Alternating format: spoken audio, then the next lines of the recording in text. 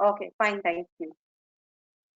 So, as I told you that today we are going to discuss something about bank audit. Brief glimpses, I can say, because the time allotted is 30 to 40 minutes. So, in that time, of course, I can give you a little bit glimpses of the bank audit.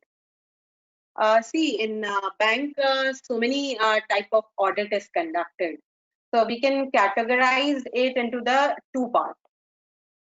One we can say is internal audit, and the second we can categorize as a external audit.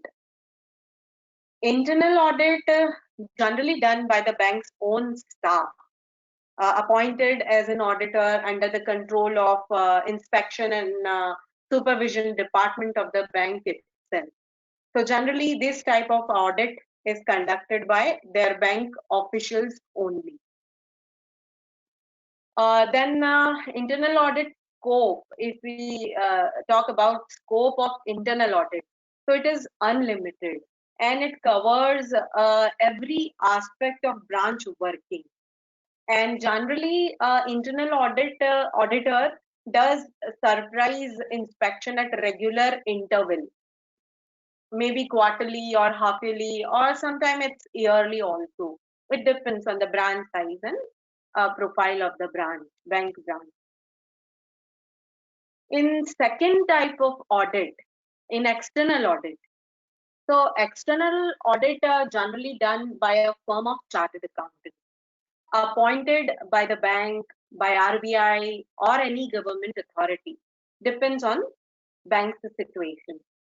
So in here, scope is generally defined in your appointment letter or letter issued by RBI or government authority as the case may be.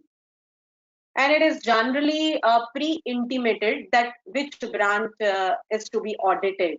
And in external audit, again, we can see different kind of audit is there in type of external audit. I can name it like concurrent audit, revenue audit, stock audit, system audit, KYC audit, RBI audit, sometime for the limited purpose, like just to see or check the government transactions, or sometime it may be a cash verification of currency test branches, or general inspection, or sometime maybe cooperative banks inspection, something like that. So these kind of audits we classify as a external audit, which is done by the outside, the person outside from the bank who is an independent auditor. So generally it is a chartered accountant. See, bank audit is a ocean. And if we want to know in depth, so I can say maybe month on month is it's not enough. And within short period, it is not possible to teach you each and every aspect about the bank audit. So I thought today I am going to touch little bit on concurrent audit. Why concurrent audit? Because in concurrent audit, you have to check, you have to verify each and every area of the bank's function. And it covers maximum type of audit. In concurrent audit, we have to do inspection. So sometimes part of a stock audit we completed in our concurrent audit. As a concurrent auditor, it is our liability to find out the leakage, income leakage. So again, it is part of revenue audit. And most of the time, we have to report their internal control function. If there any issue with their infrastructure system, maybe computer or their core banking solution system, if any problem is there, we need to report it. So it is a part of system audit also. KYC compliances, it is a prime most responsibility of the concurrent auditor. We have to see the KYC check. We have to do the KYC compliances. If any new accounts are opening in the bank or branch of the bank, we have to check daily on it is based on daily. We have to see that compliances are done or not. So KYC, we all know that. So it is part of KYC audit. cash verification, ATM verification, everything we do in concurrent audit. And it is part of other audits also. So that's the reason I thought by doing this, by covering this concurrent audit, maybe it will be useful to you, and one can be expert in bank audits if they are doing a concurrent audit. So let's start about concurrent audit. So what is concurrent audit? See, a concurrent audit is a systematic examination one of all financial transactions, point number two, at a branch on continuous basis, point number three. So to ensure accuracy and due compliances with the internal system, procedure, and guideline of the bank. So here I have highlighted 3 points. Three things are really important. What is three things? The first is a systematic examination. Systematic examination, that means there is a process and you need to follow that. The second point is we have to check all the financial transactions, means 100% checking or vouching is required. The third is a continuous basis. Continuous basis means this audit we have to do on daily basis. We can't skip even a single day transaction.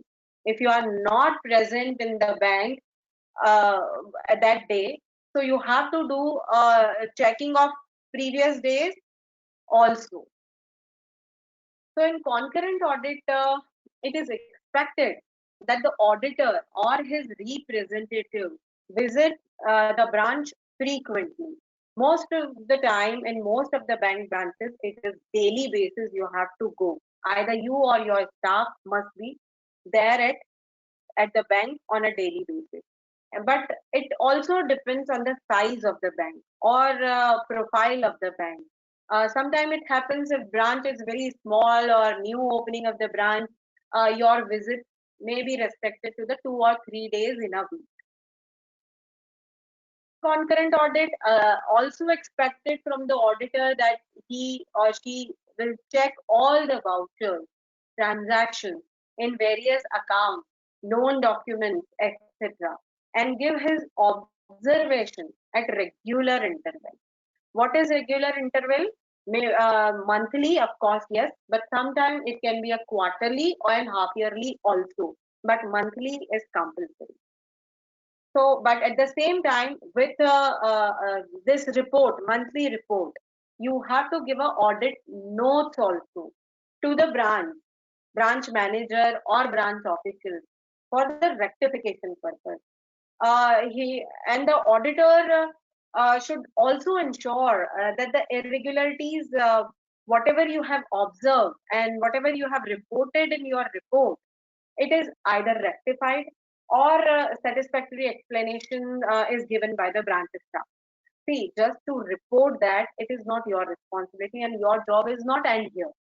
You can't say like, yes, I have done my audit and I have reported each and every irregularities and my job is over. No, you have to ensure that all the irregularities, whatever you have mentioned or pointed out, it should be rectified. In concurrent audit report, you need to disclose only those irregularities which were pointed out by you to the branch but not rectified till the end of the month or quarter are to be reported. Which means if you are doing audit on a daily basis, daily you have pointed out some irregularities and they have rectified it. So then there is no need to report in your monthly report because by the end of the month it is rectified. So whatever irregularities are pending, only those irregularities you have to report. The important thing of concurrent audit is report of concurrent audit should not be a routine report, but it should help to the management of the bank in improving the performance overall of the branch or bank. So thus concurrent audit is essentially a management process integral to the establishment of sound internal accounting function, and effective control, and is regarded as a part of you can say bank's early warning system to ensure timely detection of serious errors and irregularities, which also help in averting fraudulent transaction and preventing vigilance in the bank. So, as a concurrent auditor, only to check the compliances is not your job. Your duty to find out the fraud. If you feel any fraud can be happened by this doing non-compliance is something. So you have to report it early. वो fraud हो उसके पहले ही आपको report करना है. If we talk about object of the concurrent audit, we can say concurrent audit is for to ensure compliances of let down system and procedure. So as I told you in the definition part, this is a systematic examination. So there are rules, regulation, procedures are there, guidelines are there, which is issued by the RBI. So we have to ensure all the compliances, whatever uh, given by the RBI in guideline of RBI, we have to ensure that bank has done or fulfill it or not. The second is RBI has also mentioned some set of books of accounts for the bank. So you have to examine books of accounts also, some records and registers to ensure that they are maintained in accordance with the prescribed system. Whatever manner is there, they are maintaining all the records according to that. The third object we can say to ensure adequate measures are being taken in advance to prevent future frauds, to detect and arrest leakage of income, if any. So, because there is a loss of bank's income if we not detect on time, evaluating the quality of customer services provided and giving useful suggestions also. If you feel, because as a concurrent auditor, you are visiting branch on a daily basis. So you know each and every function of the bank, how managers are treating to the staff, how staff are treating to the customer, how their behavior is, customers grievances cell is there or not. So you are noticing each and everything. So you have to give us suggestions also to better performance or to improve their quality. Next object we can say to assess overall performance of the brand while assessing productivity and profitability, and to offer useful comments on the basis of audit conducted. Only tick mark is not your criteria of any concurrent audit. It should be in an effective manner. So, restriction of matter discussed on the spot with the help of concerned officials. It is also an object of concurrent audit. To report any inefficiency at any operational level. It is your prime object, I can say, because operation at operation level, if you find out any kind of inefficiency immediately, you have to report to your senior authority. To scrutinize the completeness of documents submitted for availing advances. Advances means loans and other facilities and physical checking of stock and other assets at relevant places. So you have to scrutinize each and every document, whatever document has been submitted by the customer to the bank to get the loan or advances or any kind of facility from the bank, because based on these document only bank manager or bank officials are going to disburse that amount to the customer as a loan. So that document verification is really important. Next object is to follow up with authority to ensure timely rectification of irregularities reported, which were not rectified on the spot. See, most of the time it happens because we understand the pressure in the bank. Maybe on managers, there are a lot of work they have to do in a single day. So might be your report, whatever irregularities you have reported, they must have forgot or something. It may happen. So it is your duty to follow up again and again until it is not rectified. So last object I can say is verify prompt, timely and regular submission of the periodical and statutory returns. Statutory compliances also you need to see that.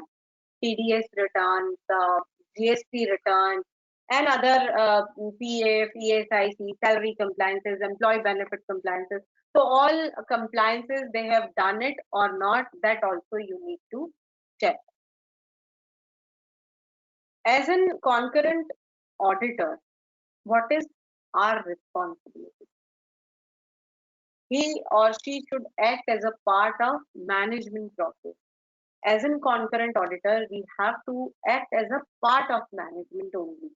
Feel like I am the owner of this bank and I am doing this audit. Because concurrent auditor should be part of internal control system and he is responsible for detection lapses in internal control system and operational areas. Concurrent auditor is also responsible for daily checking of operation and more responsibility of detecting fraud. Also for omission and commission in respect of transaction verified. Added into the above, also responsible to plan the audit very effectively so as to reasonably detect fraud or irregularities. So this was the responsibility of the concurrent auditor. In a scope of concurrent audit, generally, as I said earlier also, because your scope will be there in your appointment letter. Definitely it is there, but lastly they mention one line, and that line is the guidelines provided are illustrative in the nature and not exhaustive, which means therefore the scope of concurrent audit is wide as compared to other type of external audit. So your scope is not limited to the 2, 3, 4, 5 lines only. Whatever you are watching at that time, you have to take a decision accordingly. You have to analyze the situation and then take the decision accordingly. Generally, a format of audit report is provided by the bank most of the time because they have their standard format. So they will provide you well in advance. In area of bank audit, as in concurrent, even for statutory and other audits also, I can name it very few names or a few terminology which we will use generally. Cash verification and bank reconciliation. Cash including ATM cash also if branch is having ATM facility then. Then second area of checking is deposits and loans and advances. What is deposit? Deposit is term deposit. In simple language, you can understand fixed deposit. If you have a balance in your saving bank account, this is deposit something. In loans and advances, generally, you can understand by this if we take a loan from the bank. So that is loan. This loan and loan is called as an advances in the bank. So we have to check all the deposits and loans and advances, new sanctions. The third term we use is bank guarantee. That also we need to check. Next is new customer account opening form. Daily new customer is coming and new account is opening in the branches.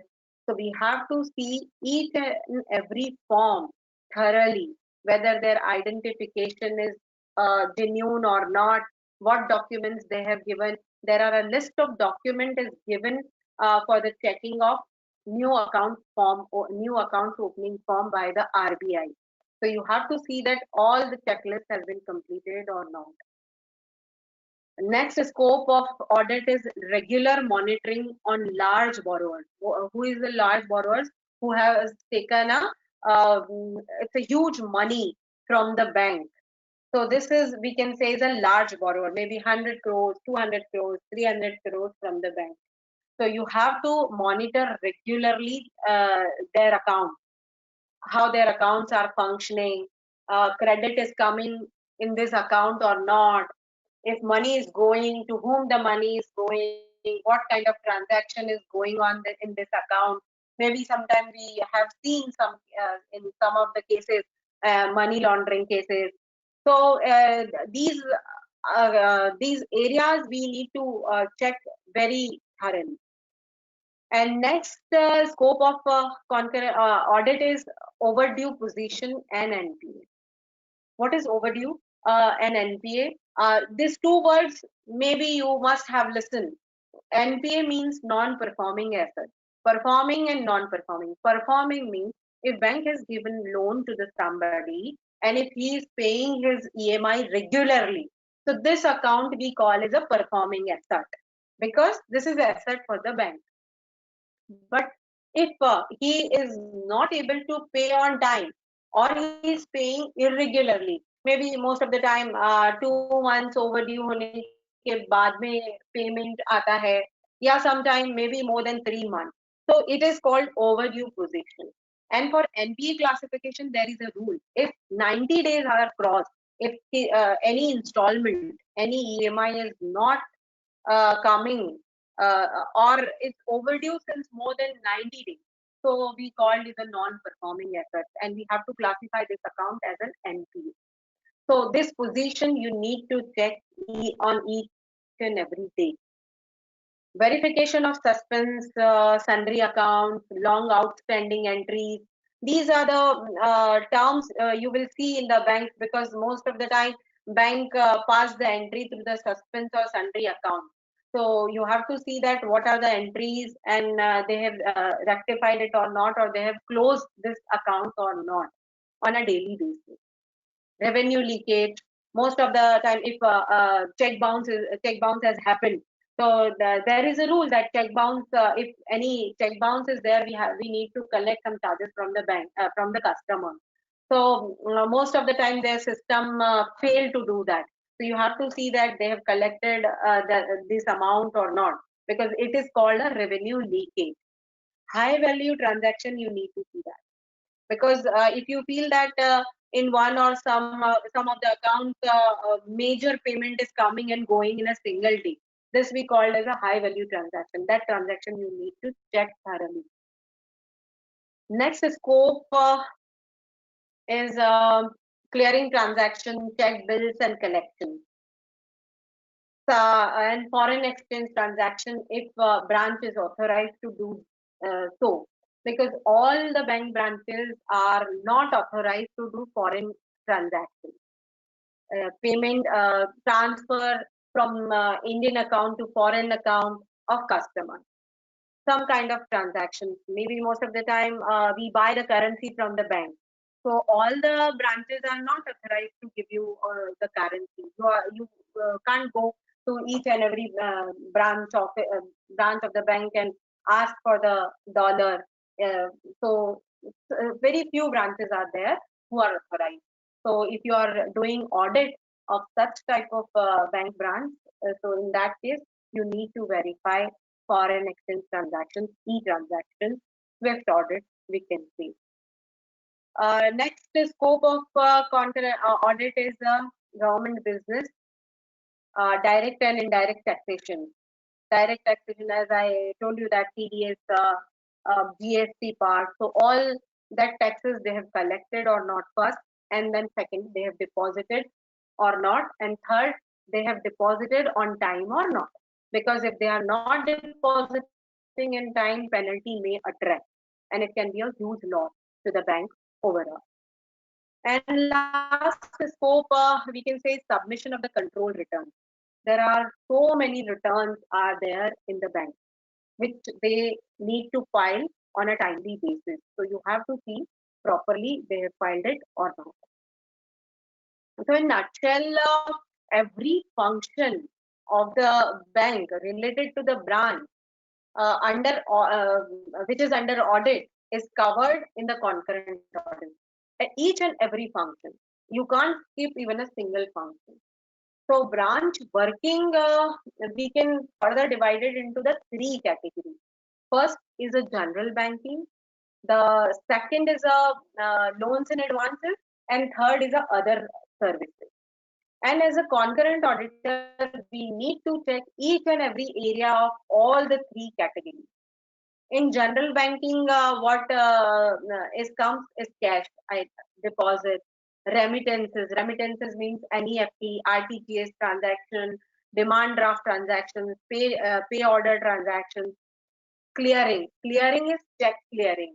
When you submit one check of your client to the bank, so this is also a job of the bank, that that check should be cleared, and most importantly with proper customer name. So some general banking cases we can consider as outward and inward bill for collection. And next is housekeeping work, maintenance of records, upkeeping of premises, furniture, display of various information and caution notices. Because this is also one of the compliances that a bank has displayed proper notices or not everywhere. Because what are the rates of FD? It also should be displayed in the bank itself. So this is also in a compliances. So these compliances also you need to check. Some compliances related to staff also. All staff related, all staff related activities you have to see that. Branch security, security of the asset. You have to see that proper security measures has been taken or not. Licenses. Bank license has to be renewed on timely basis. So you have to see whether it is renewed or not. Maybe it can be overdue or something like that. So that you have to see. Bank accounts, reconciliation of bank accounts. It is highly possible one bank has an account in another bank. So that also you have to see that both the account reconciliations are going on timely basis or not. Stationery, stamp papers, stamp, checkbook, ATM card, because these are the stock of the bank. So, and you have to see that these kind of stock and stationaries are properly maintained or not, first of all. In proper locker room, it should be kept. Their keys to whom with it. Maybe only one person is handling or two-person is handling. So how they are managing and how access is acceptable. So that also you need to see that. And customer service. There is a major non-compliances which we have seen is complaint register. Customer complaint register to maintain this register is a compulsory, but most of the banks are not maintained. So these are the areas in general banking you need to see that.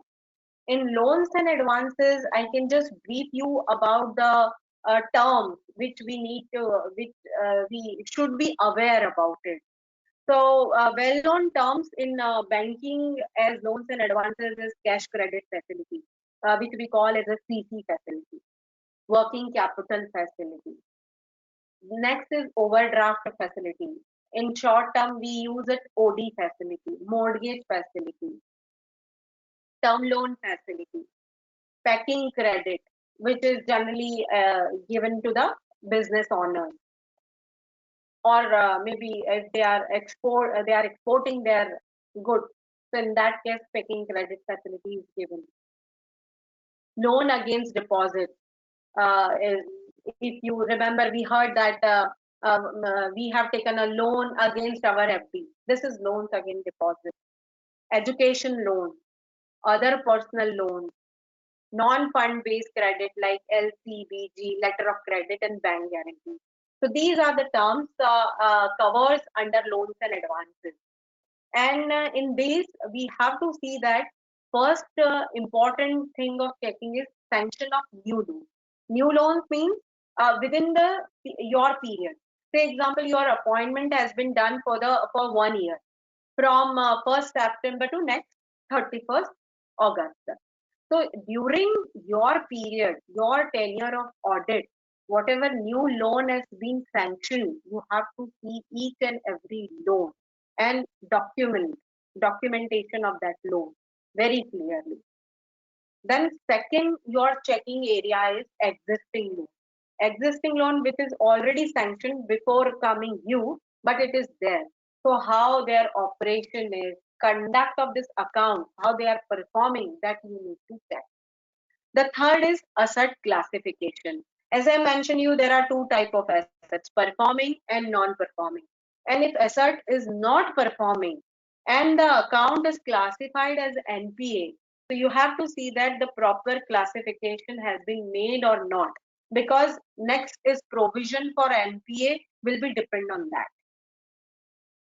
Bank guarantee and LCs is very crucial area of your checking, because this is a non-fund base and it will not come under your balance sheet line item.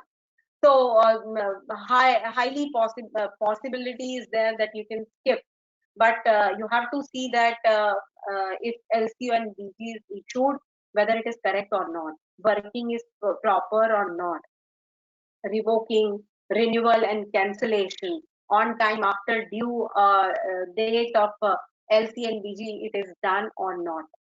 And in some cases, solvency certificates also you have to see. Solvency certificates are very rare because these kind of certificates bank issued only in that case if they know the customer and customer reputation is very high, then only bank will issue a solvency certificate. The third category, as I mentioned you, there's a other services. First is the general banking, the second is loans and advances, and third is other services. And these three categories is not, I'm not talking from the perspective of only concurrent audit. This is a bank's function. So third and other services. Other services include government transactions, like collection of various taxes and payment on behalf of government. If you remember, we heard that if you want to do the payment for the challan, income tax challan, you can go to the bank and you can do that. So bank are collecting various taxes also on behalf of government. So this is also one function of the bank. And you have to see that properly they have maintained the record or not, and they have deposited timely to the government or not. The second is lockers and safe deposits. Locker facility also provided by the bank. So that area also you have to see that proper locker rent is collected from the customer or not, and what are the safety measures are being taken for lockers and safe deposit lockers at home. The third is demat account. We heard that demat account is also we can open with the bank. So opening of demat accounts of customer and transactions, this is also one of the services provided by the bank. Foreign exchange transactions, cross-selling, insurance product. Cross-selling means insurance product, mutual fund, collection of various bills like electricity, phone, insurance premium. That also bank provide these kind of services. So we call it a cross-selling services. So apart from covering all of the above area, it is also expected to comment upon business development, achievement of targets, quality of customer services, compliances of Ghosh Jilani and Mitra committee recommendations. So these are Ghosh Jilani and Mitra committee recommendation. You will see the checklist for the bank, and you can just tick mark that yes, no, they have fulfilled, yes, no, something kind of. So this is a control check for the bank.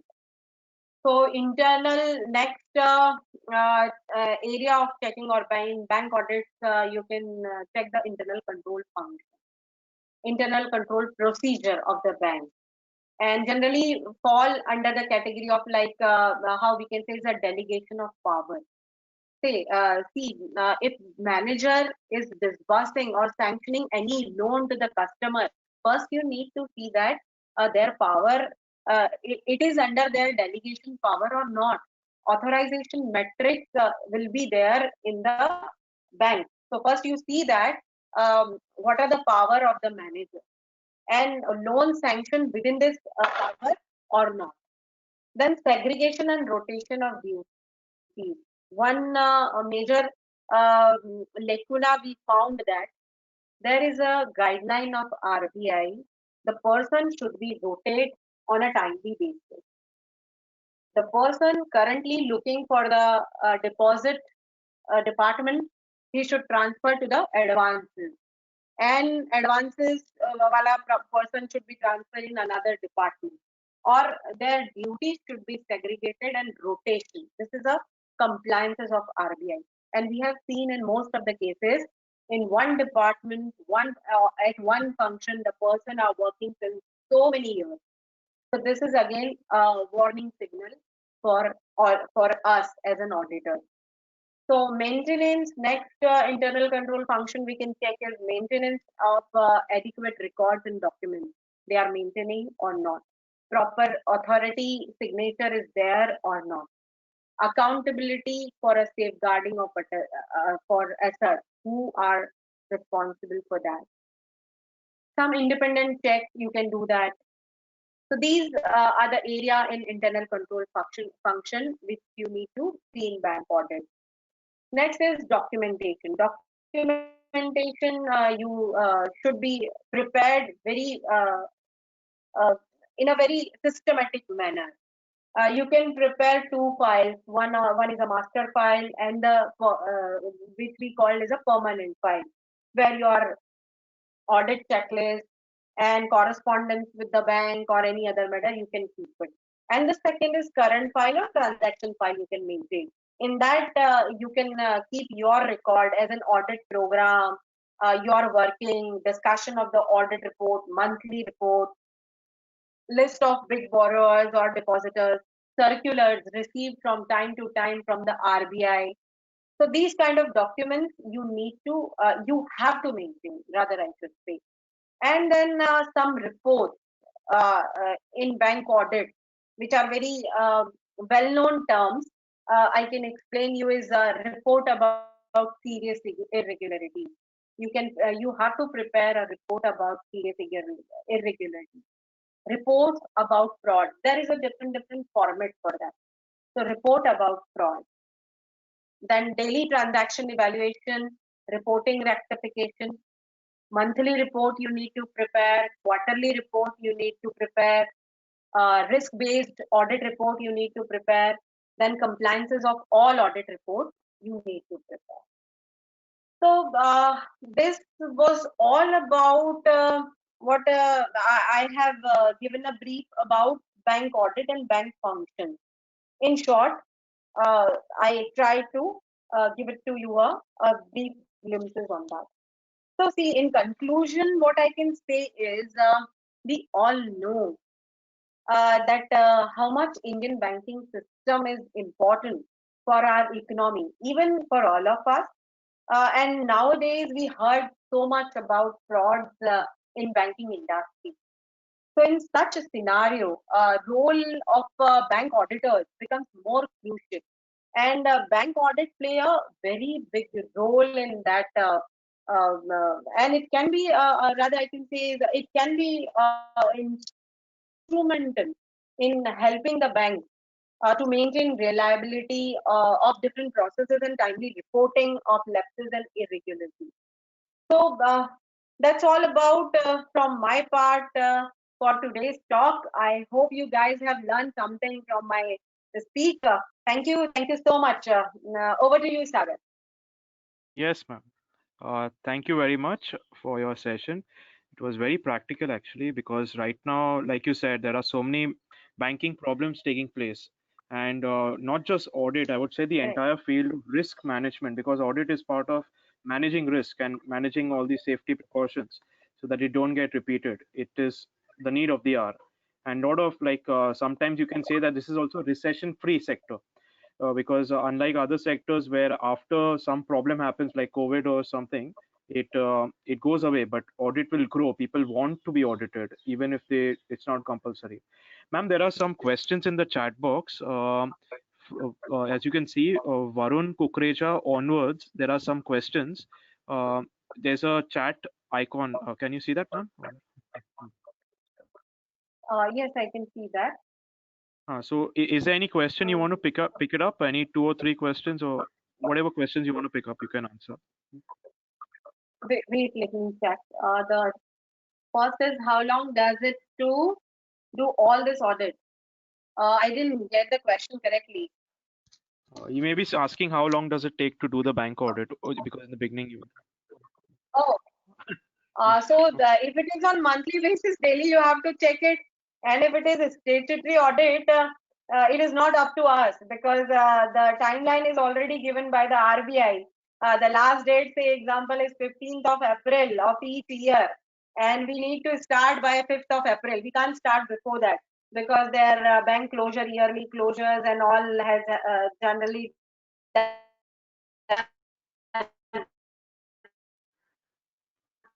by 2nd or 3rd of April. So we can start from 5th of April, and we have to close before 15th. So you can imagine within 10 days we need to close our statutory audit. And for concurrent audit, definitely on a daily basis, whatever loans has been sanctioned by the bank on yesterday, we need to check today. Or whatever function they have facilities or new account opening from each and every function or transaction they have done yesterday, we need to check today. So only one day time you have. And the second is, hello, I'm commerce student and I don't want to do CA. How can I do audit? So you can be associate with CA form. So next is, hello, all questions you can post. Okay.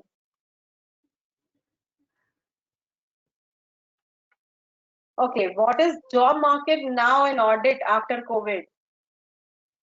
I can see definitely job will increase, especially in audit, because this COVID has given so many challenges to the auditors also. And we need to increase our area of checking. So definitely scope will increase for even juniors and staff. This audit is more fun. I heard audit is very repetitive. I want to do travel a lot and variety in job. It all depends on your choice and interest. What I can say is Then the next is how much most important question: how much can we earn in audit, and can we do part-time audit? exactly.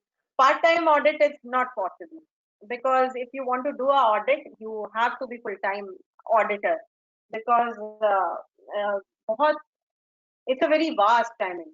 So you can't say 2 hours or 3 hours daily if I do audit and I will be expert or specialized in that. Not possible. Sometimes it happens 12 hours, 14 hours भी कम पड़ जाते हैं हम जब ये audit करने बैठते हैं तो. So part-time audit is next to impossible. And how you can earn in audit, it depends on you. I mean, if you are working, so your salary is a limitation. And if you are a chartered accountant, practicing chartered accountant, and if you are doing audit, so it's up to you what you want to take as a professional fees from the client. Learned a lot today. And yeah, definitely. I mean, you all are getting such a good idea from such a good expert on in industry from audit. What you learn in the books, which you will be learning, all you third year students and I think second year students also are there in degree college. You'll be learning something in the book, and from practical life, ma'am is sharing her experience as to what happens. So I hope all of you all pick up on whatever ma'am has said, and I mean, the academy will contact you for any further information on the webinars and all that stuff. So thank you everyone, and have a good day. Thank Thank you. you, ma'am. Thank you. Bye.